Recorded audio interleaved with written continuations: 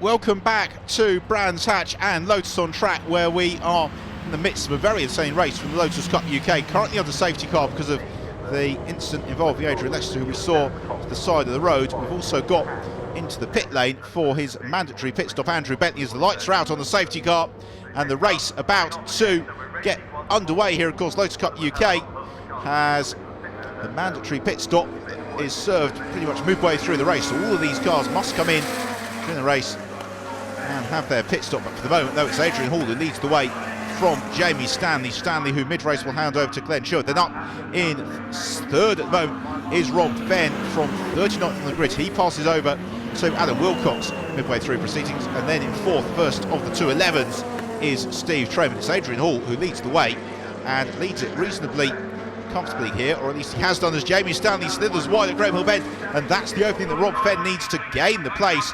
So another position for Rob Fenn. It has been a remarkable drive thus far, 38 places gained since the race got underway, but the interruptions to the safety car have rather helped his cause, where it's frustrated the efforts of Adrian Hall. Every time he seems to get an advantage, safety car comes out, brings it back down again. Likewise, Jamie Stanley, the team electing to send Jamie out first to try and build a buffer for Glenn Sherwood to inherit. Unfortunately, that's not really proved to be the case, and with the pit stops looming very large, then Jamie Stanley will have to really drive the wheels off that car over the next couple of laps. We've not seen Lotus Cup UK before. Just to explain, there are two championships. There's the Supersport Championship, which is for the Exige's open class cars, the 211s and the Evoras, and then Production Championship, which is for these cars here, as we get a challenge from number 5, which is Stuart Plotnick, to the inside of Ken Savage, the bright yellow number 2 car. The pair of them in pursuit of Andy Napier, and the production cars always produce some super racing. It is Rob Boston who is ahead of that class at the moment, as Dan Plant moves his nose to the inside of Stuart Plotnick. So Adrian Hall already trying to stretch his legs over Rob Fenn. I just wonder how quickly the car's going to go later in the race in the hands of Adam Wilcox. Jamie Stanley doing a very fine job of staying with them in the Exige, which doesn't quite have an outright performance of the two cars that he's battling with. So Jamie Stanley doing a really remarkable job, and he really is trying very, very hard, sliding the car into Graham Hill Bend. Now we've got Mark Gooday, who has emerged up into fourth position. Steve Train, who's been rather shuffled down since the safety car came in. Also showing strongly is Jonathan Walker as well in the orange and yellow number 7 car. So Jonathan Walker climbing strongly. There's the number 9 machine. That's Rob Boston, who leads the production class, the massed ranks of which busy fighting into Druids. Andy Napier going very strongly. Well, it's good to see Andy, always such an effervescent character in the pit lane. Always good to see him having a solid run. Hopefully that will continue through to the checkered flag, as around Westfield Bend, the unique central seating position in that Go Green Motorsport car with Rob Fenn. Gordon Murray, when he was on the McLaren F1 car, felt very much the central driving position was just as pure as it gets, and that concept seems to be serving Rob Fenn very, very well. We get the challenge here from Martin Donnelly to the inside of this Halliday, and Donnelly gains the position as he continues his progress up the order. Campbell Cassidy, another driver who's looking to make progress. And then next up is Anthony Dunn, who runs second in the production class at the moment. And Dunn going very strongly, is into the pits. For her pit stop comes Liz Halliday. So Steve Train is following her in. So the pit lane here at Brands Hatch about to get very, very busy, with over 40 cars lining up, just under 40 still circulating. Steve Train cruises to a halt. Mark Speller watching on alongside. Very experienced and successful driver in Lotus racing over the past couple of years. And we see a challenge from Simon Deacon, the inside of John Ratton. Another spin at Druids from Campbell Cassidy. This time it's Anthony Dunn who has to take evasive action. And Cassidy is going to rejoin right in the middle of the production class squabble. In fact, he comes onto the track slewing across in the face of Ken Savage, who is still withstanding the challenge from Stuart Plotnick. Campbell Cassidy will hand over to Chris Randall. Good race, so opportunity for Randall maybe to snatch a few places as the John Danby Racing team monitor Liz Halliday's pit stop. Also in is Andy Napier, Jean-Pierre Genu Prachet as well. And here comes Rob Boston the leader of the production class. And finding a parking spot's very difficult, as Martin Donnelly is also looking for somewhere to stop and hand over to Steve Williams. Adrian Hall, though, the race leader, continues on his way, and this is now looking really quite comfortable for Adrian, as he has got Rob Fenn in pursuit.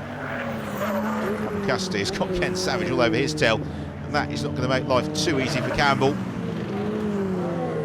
Stuart Plotneck has got Jonathan Walker picking his way past him, Walker having emerged from his pit stop, and as ever in the case of these pit stop races, everything turned its head just a little bit middle of the race, so you've got cars running some way out of sequence, because the mandatory pit stop time here on the Brands Hatch Grand Prix loop is roughly equivalent to 2.5 laps or so for these cars. So we're seeing people coming out really out of sequence and fighting with cars they weren't racing prior to their pit stops as the race leader comes in. So Adrian Hall heads down the pit lane. Let's hope that everything goes according to plan. It's been really perfect weekend thus far for Adrian.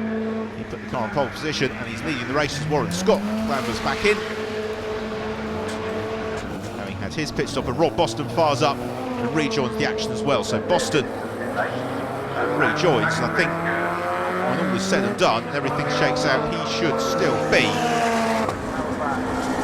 the production class leader.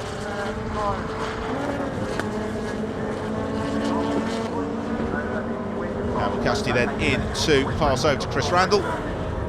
And here comes Rob Fenn, who has driven an absolutely storming first half of the race, and he has given Adam Wilcox here every opportunity to maybe challenge for the race victory. That's what Wilcox is going to be looking to do. It's a fairly tall order as Jamie Stanley walks away from the GT truck tyre exige that he has passed over to Glenn Sherwood. Tom Chataway, another driver, making his pit stop as Adrian Hall rejoins the action. So Adrian plants his right foot, back out onto the track. Now, really, the gap to watch is how Adrian Hall is able to press his out laps and where Adam Wilcox resumes into the race. Has Wilcox been able to do, or Ben rather, really strong in that to give Wilcox the opportunity. But no, Wilcox stalls the car. It doesn't fire up properly and he loses a couple of valuable seconds being released from the pits, and that may just give Adrian Hall the advantage that he needed. Let's see, so Adam Wilcox resumes his position on the track. Adrian Hall should have been able to come through and maintain that lead as Doug Setters and Jonathan Walker also rejoin action as Ken Savage. Oh no, Ken pulls off on Pilgrim's Drop. He actually manages to collect the Armco barrier as he's pulling off at quite some speed there, and with lots of white smoke ominously appearing from the rear of the car. Marshall's jogging to the scene. There's Adrian Hall then, the race leader. So Adrian Hall leads, and here comes Adam Wilcox. So Wilcox in hot pursuit, and this is not decided yet because Adam Wilcox is going to pull out all the stops to try and close on Adrian Hall. He can see his quarry up the road ahead of him.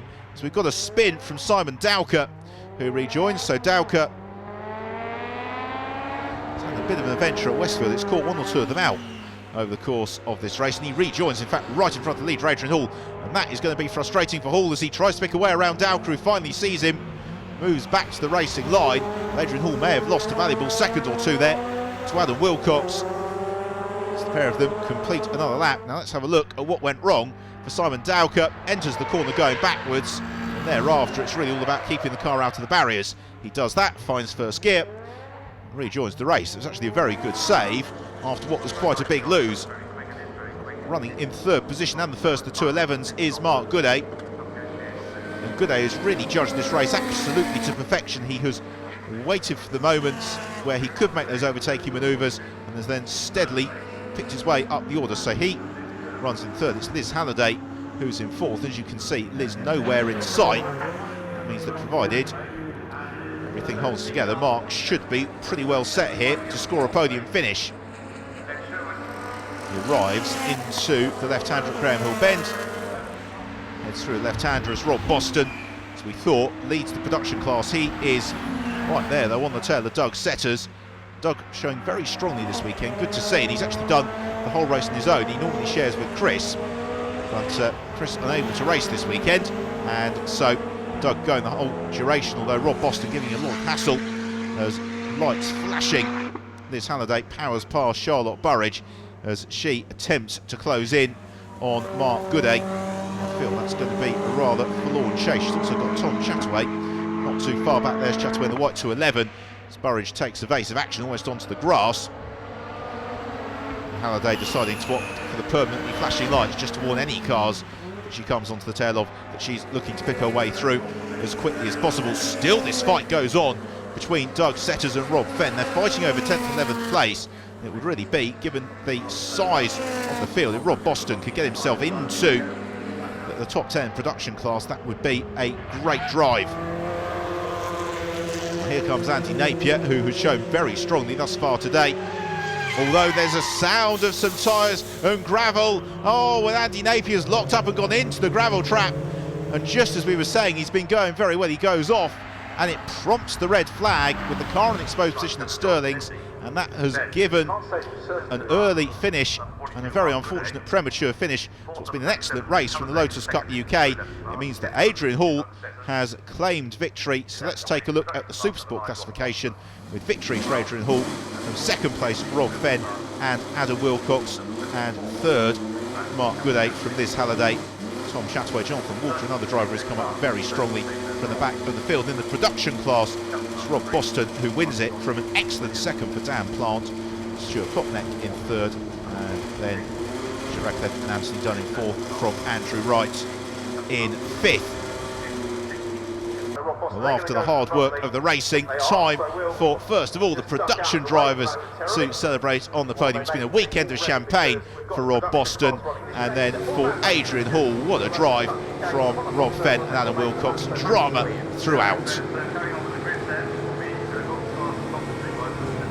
So we're here with Adrian Hall, first place on the Lotus Cup UK. Adrian, how do you feel? Oh, it's fantastic. Yeah, you know, like we've had a lot of trouble in the past, like Alton Park, the car broke down, but today it all come together really well. We had the fans coming up to us really quick. I was coming up, the team on the radio were telling me they're like 10th and then 6th, and I thought I've really got to get a move on here. And then we pulled away and took it to the flag. A lot of safety cars come into intervene, which I built out some lead, and then it was taken away with a safety car, but yeah, all good. The car was fantastic. You know, Mason Sports Cars built this car. It's just phenomenal. It's, you know, brilliant. Yeah, great race. And how did you find the conditions today? Not bad. I mean, we've done precious little testing, so we didn't really know how the car was going to react towards the end of the race. It was certainly a challenge for Adam at the end, but you know, we came from the back of the grid to second, so we can't not be happy about that. Third place, congratulations. Thank you very much. That's absolutely, it's astounding. It's nice to finish as well. After the last brands and hitting the wall, Silverstone, the half shaft, it's been a bit of a trial. So yeah, third overall and first in class. Thank you very much. Thank you, SW Lotus, and Mr. Golding for putting up with my antics. So we're here with Liz Halliday, just finished fourth place on Lotus Cup UK. How are you feeling? Yeah, no, really good. It was a really hot race today, which is feels like we're in America or something. It's not normal for over here. But I know it was a great race, and you know, full props to the team for getting the car up and running. I've had a lot of reliability issues this year, and you know, I think we had a near accident on the start, and I lost a bunch of places trying to avoid one of the spinning cars. But I think I maybe could have won the class otherwise. But you know, it's great to finish second, and just to finish it all it's pretty good right now. Great result for you. And how's the season been going for you so far? We've had a rough season, to be honest. I've had just problems everywhere. I've not finished a race in Silverstone, so it's great to even just keep the car running for the entire race without any trouble, and just hope this is the sign of reliability to come for the rest of the year now. In terms of the championship, things are getting very tight. Steve Train, who leads the way in the Supersport standings, are just 4 points from Paul McNeely and BJ Chong, with Doug Setters a further point back. And in the production class for Rob Boston, 17-point advantage over Stuart Klopneck. Andrew Wright currently third, and Ken Savage slipping to fourth. Well, that's it from the Lotus Festival here at Brands Hatch. Join us very soon for more action from Lotus on Track.